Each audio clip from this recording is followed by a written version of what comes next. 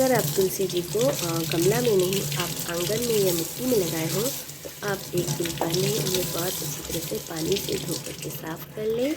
और यहाँ पे देखिए हमने बहुत अच्छी तरह से साफ़ कर लिया है। और इन्हें थोड़ी देर के लिए धूप में या हवा में रख दें, ताकि जो इनका पानी है अच्छी तरह से निकल जाए।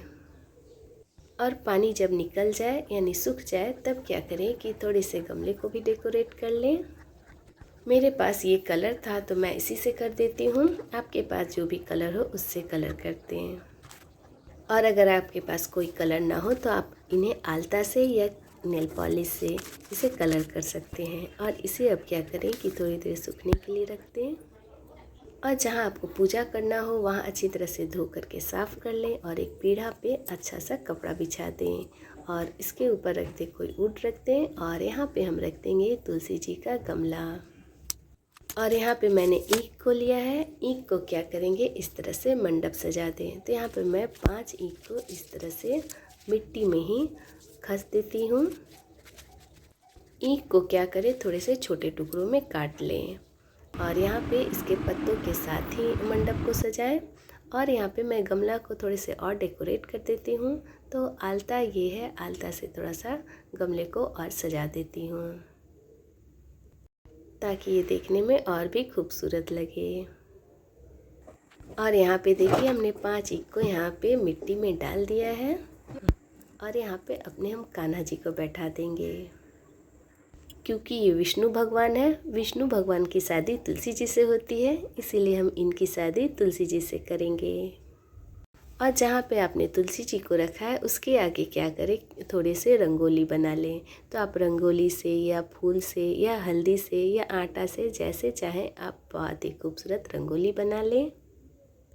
इसे बोलते हैं चौक पूरना। तो शादी में चौक पूरा जाता है। और यहाँ पे जो रंगोली है ये मेरी बेटी बना रही है, जो बहुत ही खूबसूरत दिखने में लग रहा है। तो आपको जैसा भी रंगोली बनाने आता हो वैसे रंगोली को बना लें। और यहाँ पे लेंगे गंगा जल। तो थोड़े से तुलसी जी पे और थोड़े से कान्हा जी पे गंगा जल छीट दें। और यहाँ पे तुलसी जी को वस्त्र पहना दें। तो आप साड़ी, चुनरी या कुछ भी दुपट्टा उन्हें पहना सकते हैं। और कुछ श्रृंगार के सामान चढ़ा देंगे, जैसे चूड़ी, आल्ता, सिंदूर, बिंदी, कंघी, मेहंदी, जो भी आपके पास हो। और उसके बाद क्या करेंगे कि फूल माला चढ़ा देंगे और मंडप को बहुत अच्छी तरह से फूलों से सजा दें। और अपने कान्हा जी पे थोड़े से तुलसी पत्ता चढ़ा दें। और हमारी खिड़की पे थोड़े से कुछ फूल लगे हैं, तो मैं इसे भी तोड़ करके अपने कान्हा जी के पास चढ़ा देती हूँ और एक फूल को इसी में छोड़ देती हूँ।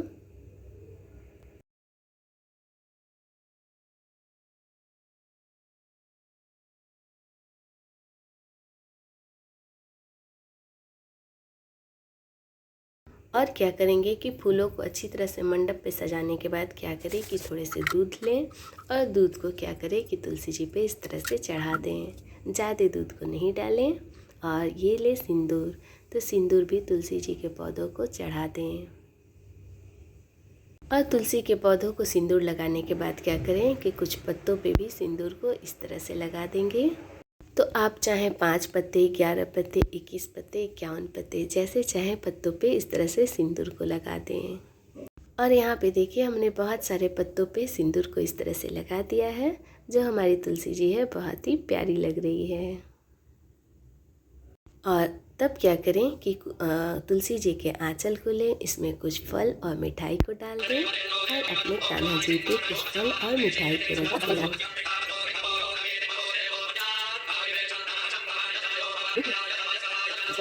और यहाँ पे क्या करेंगे कि जो भी आपने प्रसाद यानी भोग को रखा है, तो सारे भोग पे इस तरह से तुलसी के पत्तों को रख दें। और अब क्या करेंगे कि आरती कर लेंगे। तो आरती कर लें। और आरती करने के बाद आचमनी करें। आचमनी करने के बाद भगवान को प्रणाम करें। और प्रणाम करने के बाद प्रसाद को उठा लें और सभी को प्रसाद का भोग दें।